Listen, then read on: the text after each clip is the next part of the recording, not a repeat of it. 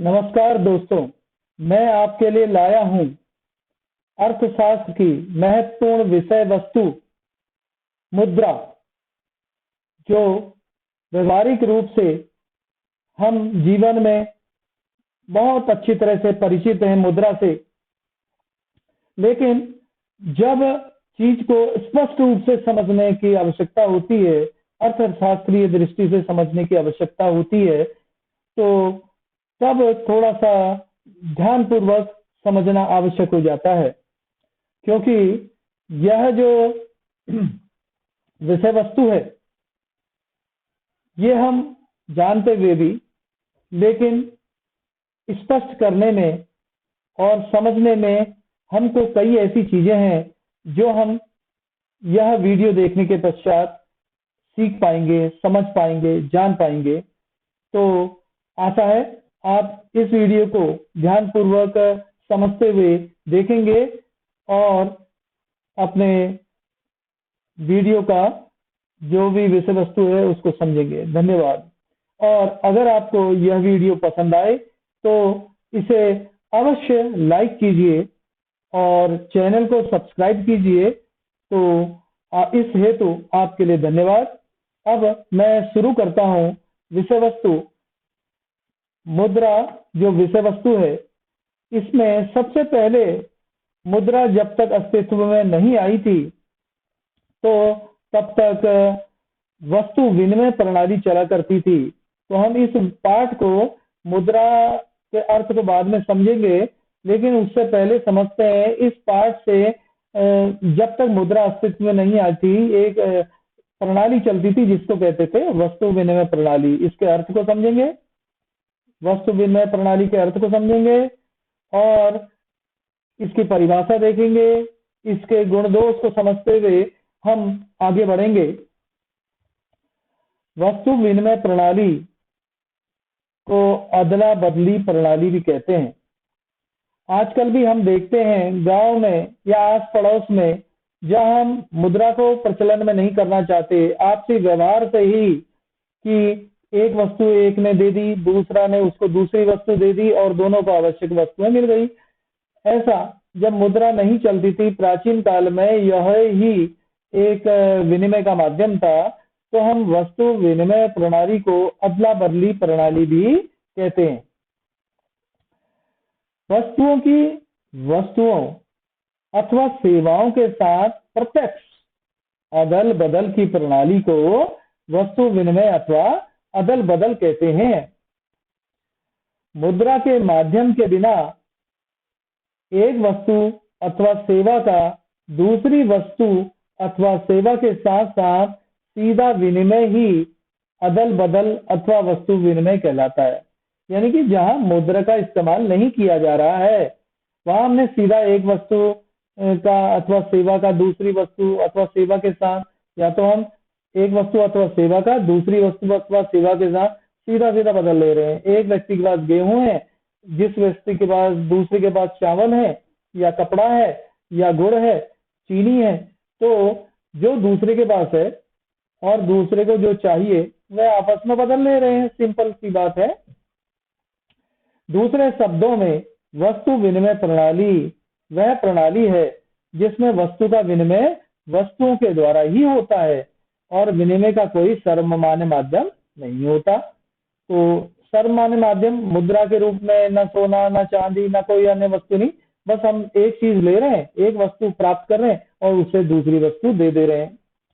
तो परिभाषा वस्तु विनिमय की, S.E. थॉमस कहते हैं, एक वस्तु का दूसरी वस्तु से प्रत्यक्ष विनिमय जो है, मतलब एक वस्तु का दूसरी वस्तु से प्रत्यक्ष विनिमय, हैंड टू हैंड वस्तु विनिमय कहलाता है। अब हम उदाहरण द्वारा समझाना चाहेंगे वस्तु विनिमय को। मान लीजिए एक व्यक्ति के पास चावल का अधिशेष है, उसके पास एक्स्ट्रा स्टॉक है। चावल उत्पादन जो किया था अपने इस्तेमाल के अलावा कुछ बच जा रहा है, जिसके बदले में वह वस्त्र का विनिमय करना चाहता है। भाई वो वस्त्र चाहता है व्यक्ति। यदि वह भाग्यशाली नहीं है, अगर भाग्यशाली होना पड़ेगा वस्तु विनिमय में आपको ट्रांजेक्शन करने के लिए, अगर भाग्यशाली नहीं है तो उसे ऐसा व्यक्ति नहीं मिलेगा जिसकी मांग ठीक विपरीत हो, अर्थात उसे चावल की जरूरत हो और उसे वह जरूरत से ज्यादा उपलब्ध कपड़ों के बदले विनिमय करना चाहता हो। अब वस्तु विनिमय प्रणाली जो चलती थी उसकी आवश्यक शर्तें क्या थी? भाई आवश्यकता का सीमित होना, लोगों की आवश्यकताएं कम हो, आर्थिक रूप से पिछड़ा समाज में ही ये लागू हो पाता था पुराने प्राचीन समय में। आर्थिक आर्थिक रूप से आजकल की तरह एडवांस नहीं था, नहीं तो आजकल मुद्रा है, हाई ट्रांजेक्शन ऑनलाइन हो जा रहे हैं, चेक है इत्यादि, बॉन्ड है, शेयर है, ऑनलाइन ट्रांजेक्शन है, कई प्रणालियां आ गई हैं, लेकिन ये जो वस्तु विनिमय था आर्थिक रूप से पिछले समाज में लागू होता है। आवश्यकताओं का दोहरा संयोग, ये आपने अभी पढ़ा ही था कि एक के बाद चावल का स्टॉक है, वो चावल के बदले कपड़ा चाहता है, तो ऐसा व्यक्ति ढूंढना भी बड़ा मुश्किल पड़ जाता है। सीमित विनिमय क्षेत्र, विनिमय क्षेत्र सीमित होना जरूरी है भाई। अगर वस्तु विनिमय चाहिए तो वस्तु विनिमय तो आज भी करते ही हैं कहीं ना कहीं, तो लेकिन इसके लिए सीमित विनिमय क्षेत्र चाहिए। बहुत बड़े इलाके, ज्यादा जनसंख्या वाले क्षेत्रों में यह लागू नहीं हो पाता। मुद्रा का अभाव होता है इस वाली अर्थव्यवस्था में, वस्तु विनिमय प्रणाली में। यातायात साधनों का अभाव है तभी वस्तु विनिमय कर रहा है, नहीं तो आदमी अपना वस्तु शहर ले जाके बेच के पैसा ले सकता है। और अगर ये ऐसे समाज में जहाँ है वहां पे यातायात के साधन भी नहीं थे, एक ही सीमित क्षेत्र में रहता था, वस्तु के बदले वस्तु का आदान प्रदान होता था। अब आते हैं वस्तु विनिमय प्रणाली के लाभ। वस्तु विनिमय प्रणाली के लाभ देखेंगे अब हम यहाँ पे। बहुत ही सरल प्रणाली थी, ना आपने लेखा जोखा करना है, ना कुछ करना है, और द्वितीय इसका फायदा था कि आपसे सहयोग में वृद्धि हो जाती है। गांव में एक व्यक्ति से पूछेगा, दूसरे व्यक्ति से पूछेगा, दुकान में बैठ के संपर्क करता रहेगा, और कई लोगों से आपसी व्यवहार भी हो जाता था, और व्यवहार अच्छा भी बनाए रखना पड़ता था ये अगर हमको वस्तु विनिमय प्रणाली के अंतर्गत लेन देन करना है तो। तीसरा, आर्थिक असमानताएं नहीं थी। जो आर्थिक असमानताएं तो पैसों के कारण ही उत्पन्न होती है, यानी कि अमीर गरीब पैसे के आधार पर बनता है। उस समय तो गाय भैंस या वस्तुएं जो भी उत्पादन किया उसके आधार पर इतनी असमानता नहीं दिखती थी, जिसको जरूरत जो होती थी मिल भी जाता था।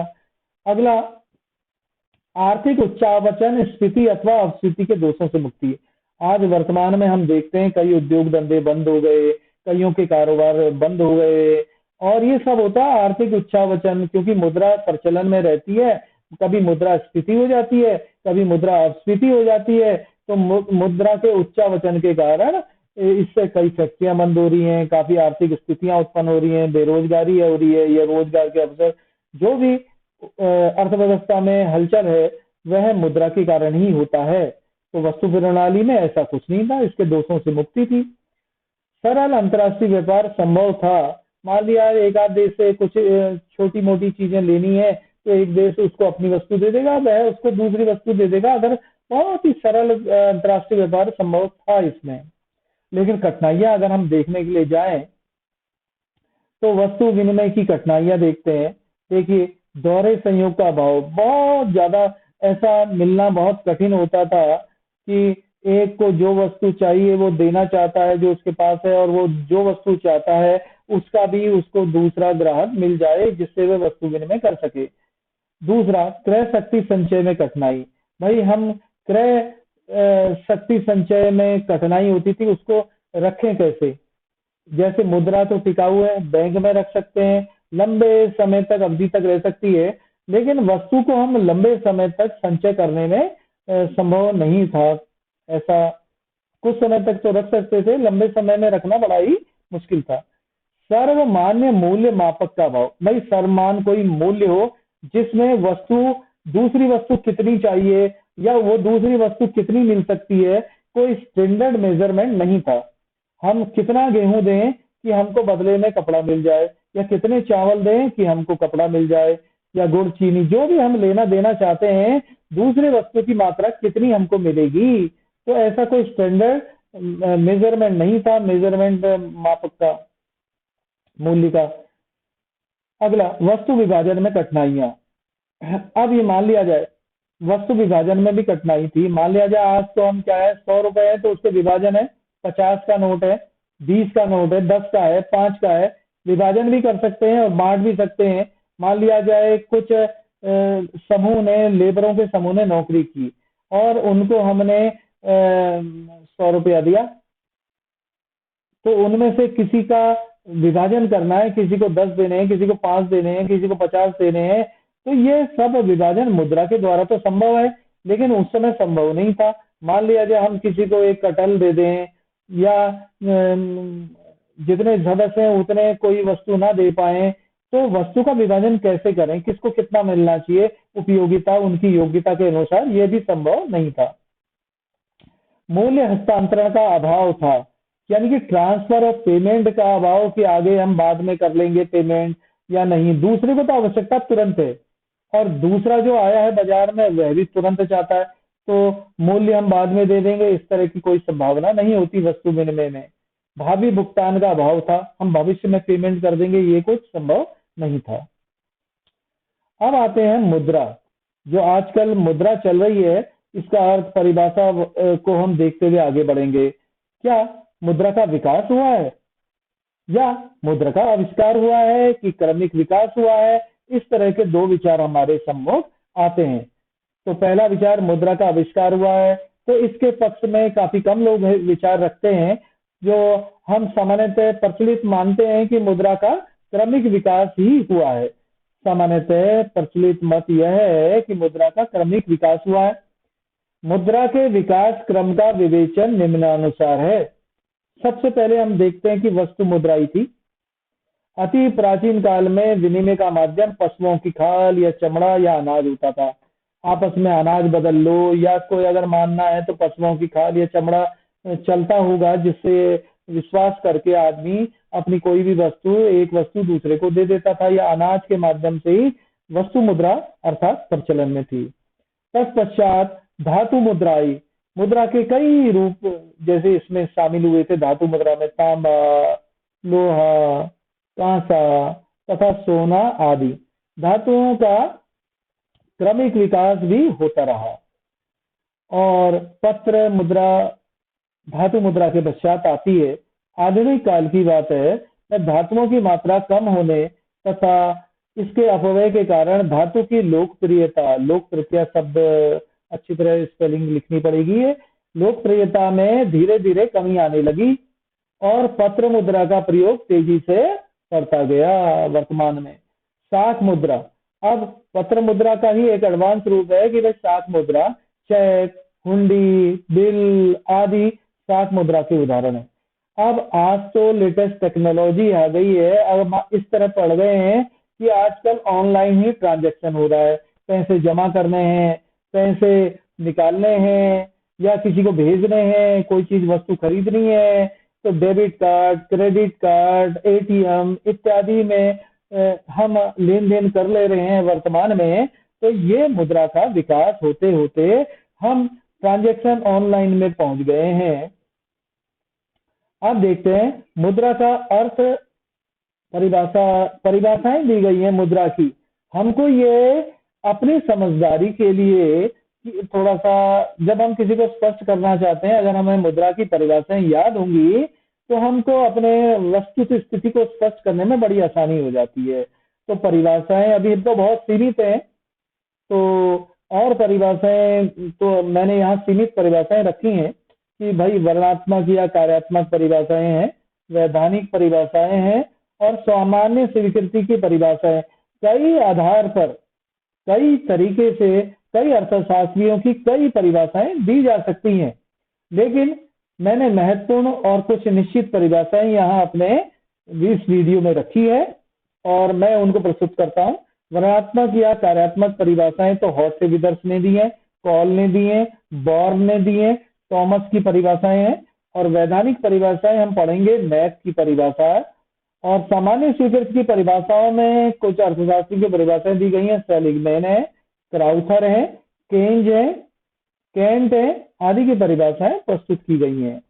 सबसे पहले हम लेते हैं वर्णात्मक या कार्यात्मक परिभाषाओं में कॉल बॉर्न की परिभाषा। कॉल बॉर्न की परिभाषा, मुद्रा वह है जो मूल्य मापक और भुगतान का साधन है। हार्टले विदर्स की बड़ी सिंपल परिभाषा दी गई है कि मुद्रा वह है जो मुद्रा का कार्य करे। और आगे हम देखते हैं प्रोफेसर टॉमस की परिभाषा, मुद्रा किसी आर्थिक लक्ष्य की प्राप्ति का साधन है, अर्थात जो दूसरी वस्तुओं और सेवाओं को प्राप्त करने के लिए दी जाती है। अब हम वैधानिक परिभाषा देखते हैं आगे। मुद्रा की जो परिभाषा है वैधानिक मैथ की परिभाषा है, बड़ी फेमस प्रसिद्ध परिभाषा है। कोई भी वस्तु जो राज्य द्वारा मुद्रा घोषित कर दी जाती है मुद्रा कहलाती है। सामान्य स्वीकृति की परिभाषा है, हम देखते हैं सेलिगमैन की परिभाषा है, मुद्रा वह वस्तु है जिसे सर्वग्राहिता प्राप्त है, एक्सेप्टेंस जिसे प्राप्त है सभी के द्वारा। कोल मुद्रा केवल क्रय शक्ति है, अर्थात ऐसी वस्तु जिससे दूसरी वस्तुएं खरीदी जा सकती हैं। यह एक ऐसी वस्तु है जो साधारणतः व्यापक पैमाने पर भुगतान के रूप में प्रयोग की जाती है और ऋणों के भुगतान में स्वीकार की जाती है। केन्ज की परिभाषा, मुद्रा वह है जिसको देकर ऋण प्रसंविदाओं तथा कीमत प्रसंविदाओं का भुगतान किया जाता है और जिसके रूप में सामान्य क्रय शक्ति का संचय किया जाता है। अब देखते हैं मुद्रा के कार्य, बड़े महत्वपूर्ण कार्य हैं मुद्रा के कार्य। प्राथमिक कार्य, सहायक अथवा गौण कार्य, आकस्मिक कार्य, इन तीनों में मेन विभाजन हमने कर दिया है। सबसे देखते हैं पहले प्राथमिक कार्य क्या है जो मुद्रा करती है। भाई सबके लिए काम करती है विनिमय के माध्यम के रूप में मुद्रा। कोई भी आपने एक्सचेंज करना है, लेन देन करना है तो विनिमय का माध्यम है। दूसरा मूल्य का मापक, मेजरमेंट भी करती है, भाई किसे कितनी वस्तु दें और किसे किस मात्रा में कितनी वस्तु मिलनी चाहिए, कौन सी वस्तु कितनी मिलेगी, क्या मिलेगी, सब मेजरमेंट संभव है मुद्रा के रूप में। अब आते हैं सहायक अथवा गौण कार्य। स्थगित भुगतानों का मान, अगर कोई स्थगित भुगतान है उसका मान दिया जा सकता है। मूल्य का संचय कर सकते हैं, हम बैंक में रख सकते हैं या अपने घर में भी रख सकते हैं, जितनी मुद्रा रखनी है रख सकते हैं, टिकाऊ है। मूल्य हस्तांतरण किया जा सकता है, ट्रांसफर पेमेंट किया जा सकता है किसी को कि भाई बाद में देना है या किस समय देना है, उस समय पर निर्धारित किया जा सकता है, मूल्य का हस्तांतरण किया जा सकता है। आकस्मिक कार्य, इसके इसेंशियल वर्क और क्या है, साख का आधार है। भाई जो हम ऋण देते हैं उसका ये आधार है मुद्रा, नहीं तो साख किसका दिया जाए। जब मुद्रा होगी उसी के आधार पर साख उधार दिया जाता है। सामाजिक आय के वितरण का आधार है कि भाई सरकारी नीतियां हैं या समाज है, इसमें कैसे आय का वितरण किया जाए। जो तनख्वाह अधिक पा रहा है, जिसके पास इनकम अधिक है, कई सेठ हैं, तो सरकार ऐसी पॉलिसी अपनाती है कि भाई उनसे टैक्स ज्यादा लिया जाए जिनके पास आय अधिक है, जो गरीब है उनकी आय से टैक्स ना लिया जाए। और भी कोई सरकारी योजना है, तो इस तरह से मुद्रा का आधार के आधार पर जब समाज का वर्गीकरण हमें पता है तो सामाजिक आय के वितरण का आधार भी ये बनती है।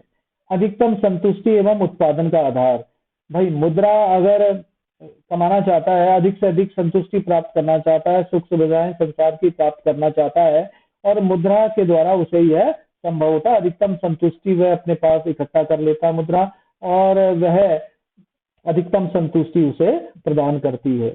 अगर हम गेहूं एक चीज रखने को मिल रही है उससे संतुष्ट नहीं है, मुद्रा से तो हम हर चीज खरीद सकते हैं, तो इसलिए वो अधिकतम संतुष्टि देती है कि हम भाई जो मर्जी होगी वो खरीद लेंगे, हमको पैसे में दे दो जो देना है।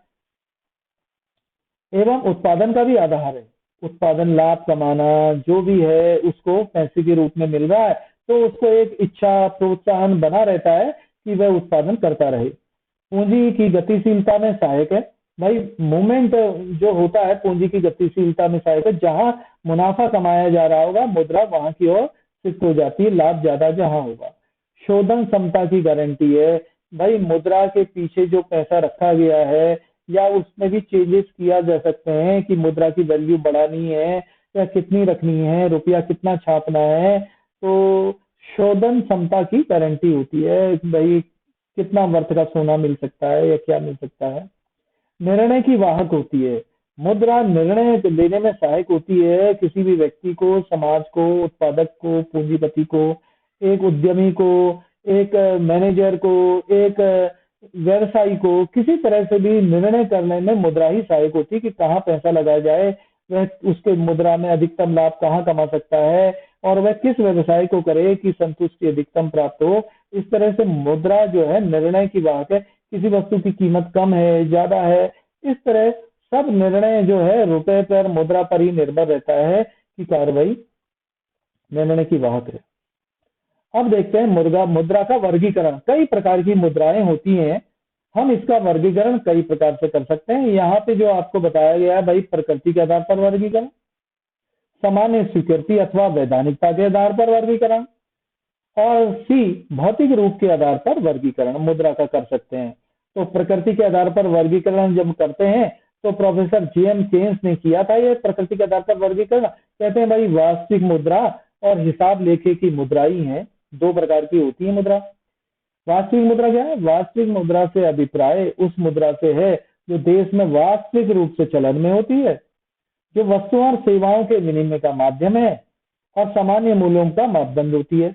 भारतवर्ष में सभी सिक्के तथा कागजी नोट वास्तविक मुद्रा है। तो हिसाब लेखे की मुद्रा क्या होती है?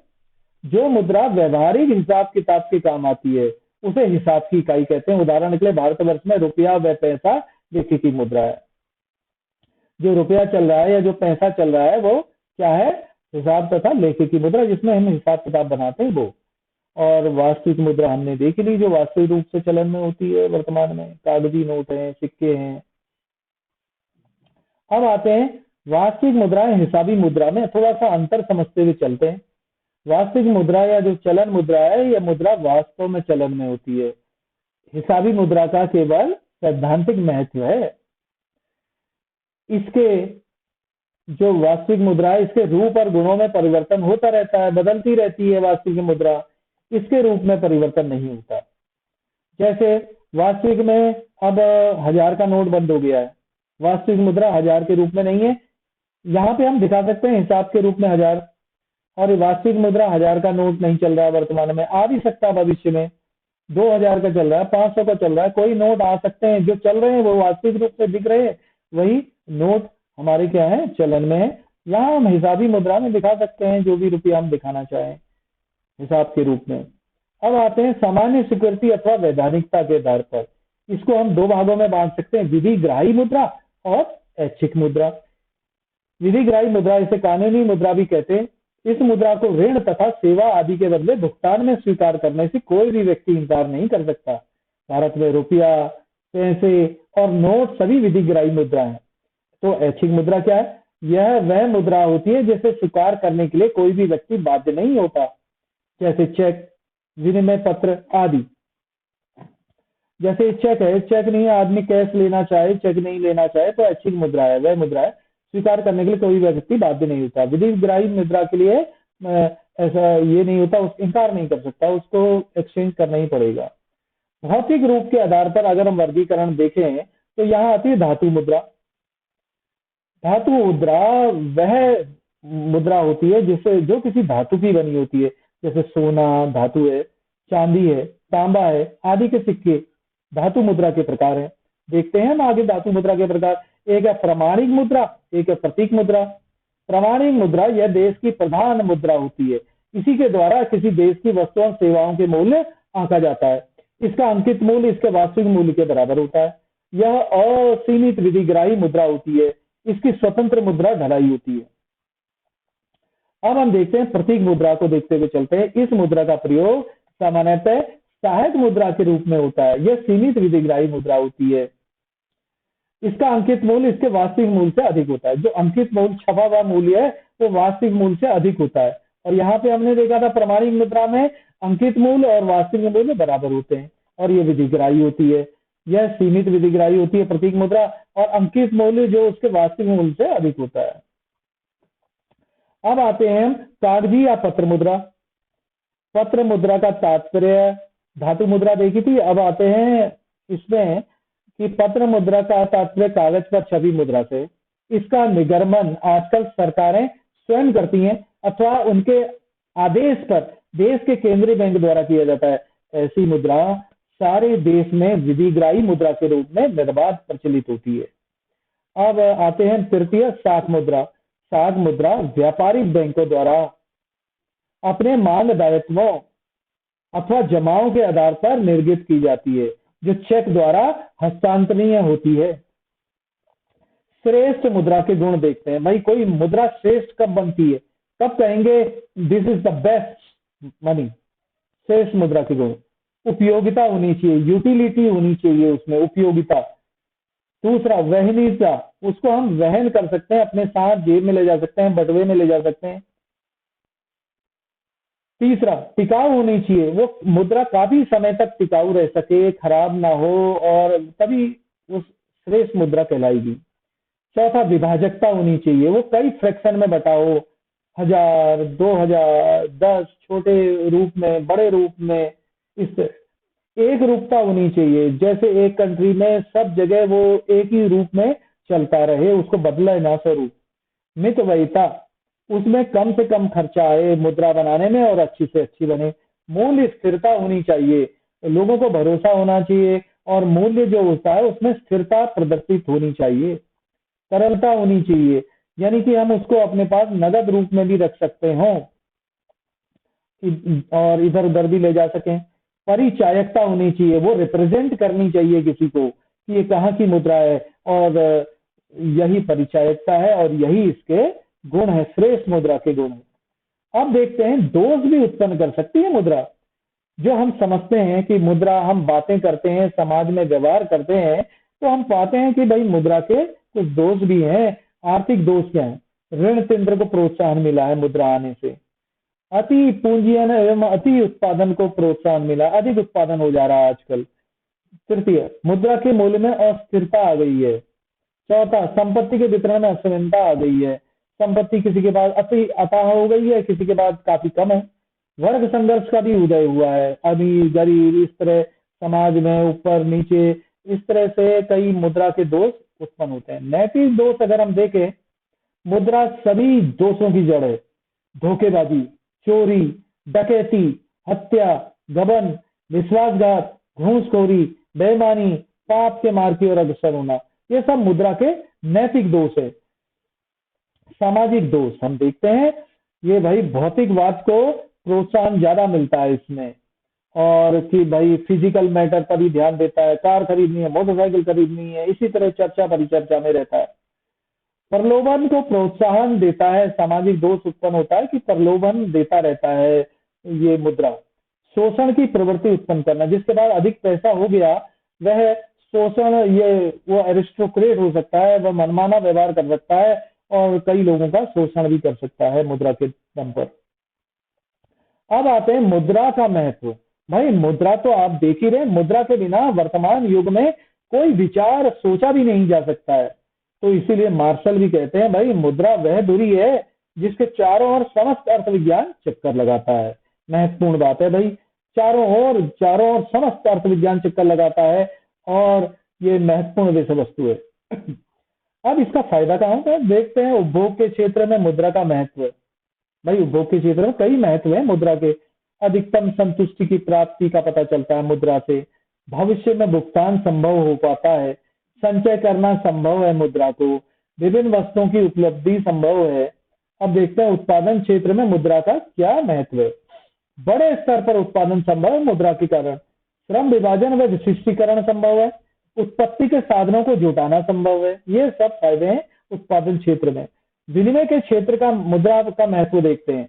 वस्तु विनिमय की कठिनाइयां को दूर करता है, बैंक व साख संस्थाओं का विकास करता है, पूंजी संचय संभव है, पूंजी को गतिशील बनाता है। अब देखते हैं मुद्रा का महत्व वितरण के क्षेत्र में बड़ा महत्व है।